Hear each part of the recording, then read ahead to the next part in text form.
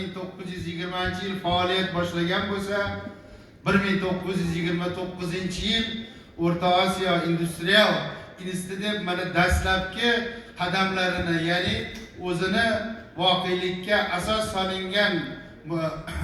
onlarini 1929-yilda boshlaganligini hammamiz yaxshi bilamiz. Yillar mobaynida oliy o'quv yurtimiz O'rta Osiyo Politexnika instituti,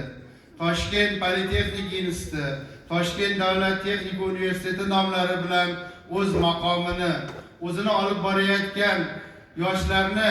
tarbiyalashdagi, O'zbekistonimizni sanoati uchun yetuk mutaxassislarni tayyorlashdagi, shu bilan birga ilm fandagi yutuqlari bilan doimo o'zini ilmiy maktablarning yutuqlari bilan doimo namuna bo'lib kelganligini hammamiz guvohmiz. Yana shunday ustozlardan mana kecha fikrlar